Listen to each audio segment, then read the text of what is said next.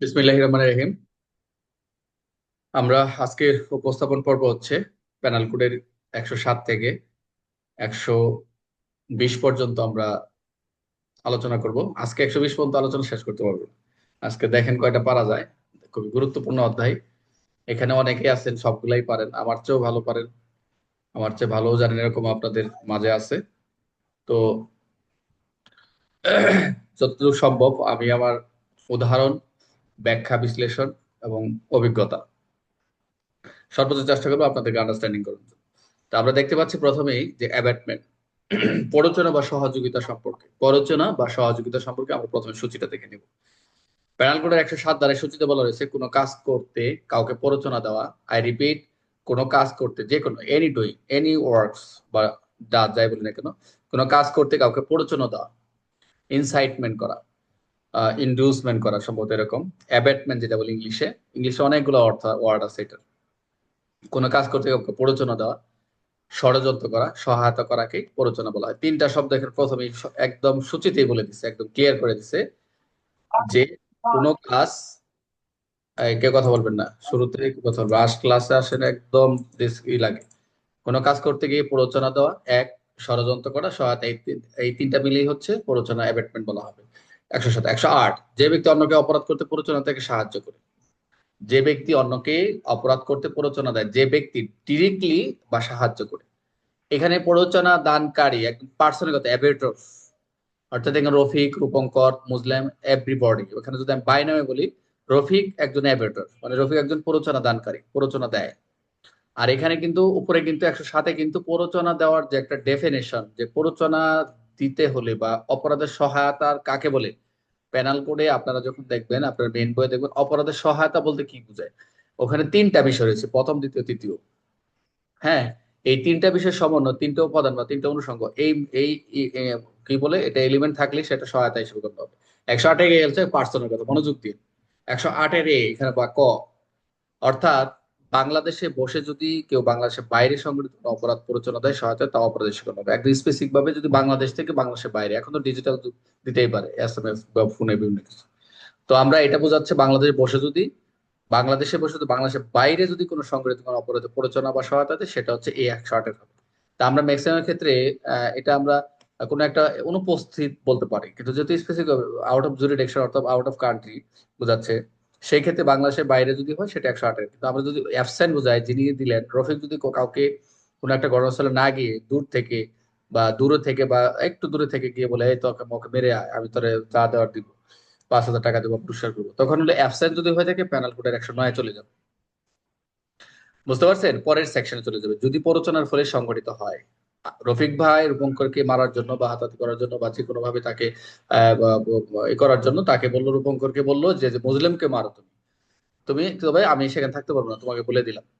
এই যে যে প্ররোচনা দিল, যদি অপরাধটি সংঘটিত হয়, যদি এর কোনো আলাদা শাস্তির বিধান না থাকে, বলছে যদি আলাদা শাস্তি না থাকে তবে মূল অপরাধের শাস্তি প্রযোজ্য, মূল অপরাধেরই শাস্তি প্রযোজ্য হবে।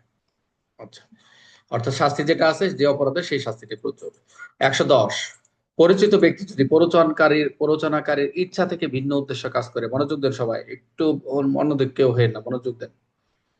যে পরিচিত ব্যক্তি যদি প্ররোচনাকারীর ইচ্ছা থেকে, যিনি পরিচিত দিচ্ছে প্ররোচনাকারীর কাছ থেকে, যে আমি রফিককে বললাম রূপমকে তুমি এটা করো, রফিক বলতে সেটা করো, রফিক যেটা বলছে সেটাকে অন্য একটা করা, ভিন্ন উদ্দেশ্যে যোগা, তবে প্ররোচনাকারী শাস্তির আওতায় পড়বে এটা।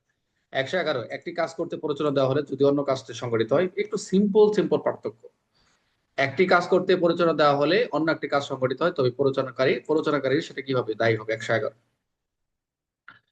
112, পরিচিত কাজ ও সংগঠিত কাজ উভয়ের জন্য প্ররোচনাকে একাধিক শাস্তি দেওয়া যেতে পারে।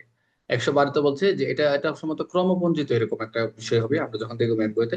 পরিচিত কাজ এবং সংগঠিত উভয়ের জন্য যে প্ররোচনা দানকারীকে একাধিক, অর্থাৎ শাস্তি দেওয়া যেতে পারে, অর্থাৎ কমিউলেটিভ পানিশমেন্ট যেটা, অ্যাবর্টার হয় লাইবিলিটি টু কমিউনিটি পানিশমেন্ট।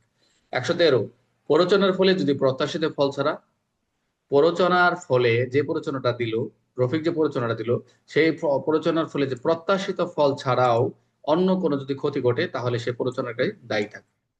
114, ওই যে 109 যেরকম পড়ছিলাম, প্রেজেন্ট থেকে ও অ্যাবসেন্ট থেকে যদি কোনো কাউকে প্ররোচনা দেয়, সেই ক্ষেত্রে সেটা কি হবে, আহ, এই এই প্ররোচনাদানকারী যে কি হবে সেই শাস্তি হবে।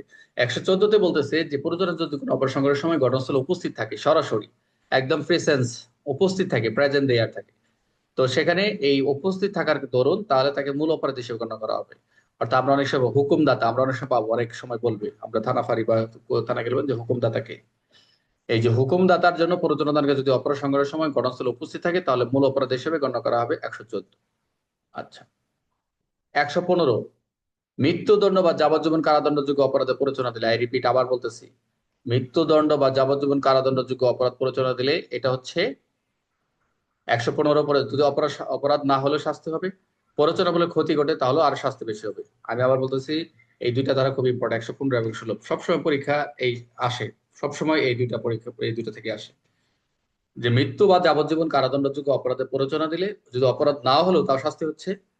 আর কারাদণ্ডযোগ্য 116, কারাদণ্ডযোগ্য অপরাধ প্ররোচনা দিলে অপরাধ সংঘটিত না হলে শাস্তি হলো, যদি প্ররোচনাদানকে পরিচয় ব্যক্তি সরকারি কর্মচারী, তার দায়িত্ব ছিল অপরাধ প্রতিরোধ করা, তার শাস্তি বেশি হবে 116। সবসময় খেয়াল রাখবেন, যে বললো যে কবল তুমি একটা হচ্ছে মৃত্যুদণ্ড যোগ্য একটা প্যানেল, একটা ধারা হতে পারে, আর একটা কারাদণ্ডযোগ্য।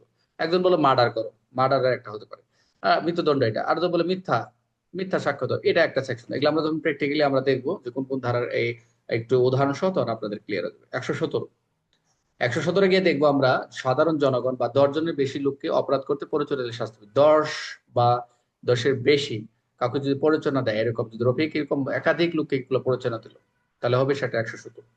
118, মৃত্যুদণ্ড বা যাবজ্জীবন দণ্ডযোগ্য অপরাধের পরিকল্পনা যদি গোপন করে, ভেরি ভেরি ইম্পর্টেন্ট, যদি মৃত্যুদণ্ড, দুইটাই বলছে, মৃত্যুদণ্ড এবং যাবজ্জীবন কারাদণ্ডের যদি পরিকল্পনা অর্থাৎ প্ল্যান যদি কি করে হাইড করে, সেই ক্ষেত্রে অপরাধ সংঘটনের শাস্তি হবে, না হলেও শাস্তি হবে, দুইটার ক্ষেত্রেই হবে।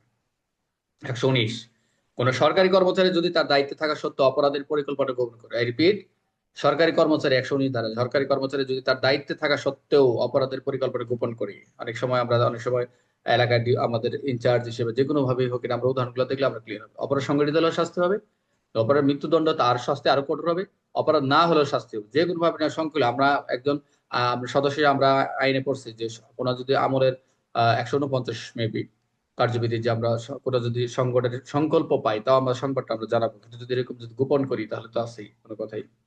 120, কারাদণ্ডযোগ্য, আগেটা হচ্ছে কি মৃত্যুদণ্ড যা বা যাবত দুইটাই বলছে, আর এতে কারাদণ্ডযোগ্য যে অপরাধ পরিকল্পনা গোপন করে তাহলে অপরাধ সংগঠিত হলে শাস্তি হবে, অপরাধ না হলেও সেটা শাস্তি হবে। এই ছিল আপনাদের পিডিএফ এ 120 পর্যন্ত সূচি। এখানে যে ব্যবস্থা চেষ্টা করুন সর্বোচ্চ ভাবে মুখস্থ করার জন্য। সূচিতে কয়েকবার পড়বেন, মোটামুটি করে পড়লেই হয়ে যাবে ইনশাল্লাহ। তাহলে আমরা এখন একটু আমরা ইয়েতে যাব। আপনারা দেখতেই পাচ্ছেন যে আজকের যে আলোচনা, আপনারা কি পিকচার দেখা যায়, স্লাইডে কিছু দেখা যাচ্ছে আপনাদের, দেখতে পাচ্ছেন? দেখা যাচ্ছে স্যার। একটু দেখা যাচ্ছে মনোযোগ স্যার। দিতে হবে। আমরা আস্তে আস্তে আগাবো, আস্তে আস্তে অল্প অল্প আগাবো। এই সেকশন গুলো যে অনেকেই আমরা পিছন থেকে ক্লাস করেছি, অনেকে বলতে স্যার প্যারেন্ট বোর্ডের সমস্যা, সমস্যা মানে কি আমরা পিছন ক্লাসগুলো পড়ে নাই বা নিজে পিডিএফ ধরে পড়েন নাই, ক্লাসগুলো মনোযোগ দিয়ে বারবার সেই যে আপনারা যে বলেন যে ক্লাস আর পড়ি না, আপনার আমার খুব দুঃখ লাগে যে এতগুলো 5-6টা করে ছোট ছোট ক্লিপ, এই যে এখনো সূচিটা ক্লিপ করে আপনাদের রাখতেছি যে আপনারা শুনবেন। তো সূচি এই পর্যন্তই।